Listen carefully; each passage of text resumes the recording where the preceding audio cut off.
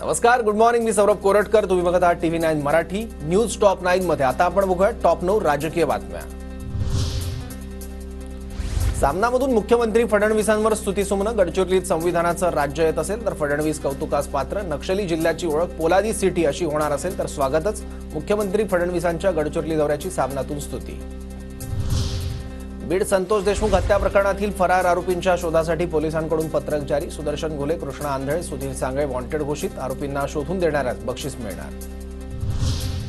मस्साजोग दौऱ्याच्या वेळी अजित पवारांच्या ताफ्यात वाल्मिक कराडची गाडी. त्याच गाडीतून कराड पुण्यात सरेंडर झाला. खासदार बजरंग सोनवणे यांचा खळबळजनक दावा. पोलिसांपेक्षा जास्त तपास आता राजकीय नेतेच करतायत. बजरंग सोनवणेंनी केलेल्या दाव्यावर प्रवीण दरेकरांची टीका. SIT प्रमुख बसवराज तेलींकडून वाल्मिक कराडची चौकशी. बसवराज तेलींकडून वाल्मिक कराडचा जबाब नोंदवण्यात आला. बसवराज तेलींनी जवळपास 1.5 तास कराडची चौकशी केली. मोठ्या आकाला वाचवण्यासाठी वाल्मिक कराडचा एन्काउंटर होऊ शकतो. बीड हत्या प्रकरणावर बोलताना विजय वडेट्टीवारांकडून भीती व्यक्त. पुरावा नष्ट न करण्याची मागणी.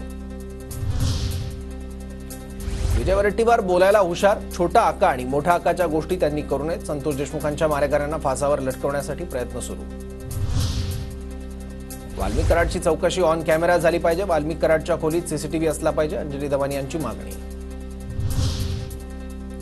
बीड हत्या प्रकरणाचा तपास पूर्ण होईपर्यंत मुंडेंनी राजीनामा द्यावा. आमदार प्रकाश सोळंकेंची मागणी. तर प्रकरणाशी माझा कोणताही संबंध नसताना राजीनामा का देऊ? मंत्री धनंजय मुंडेंचा सवाल.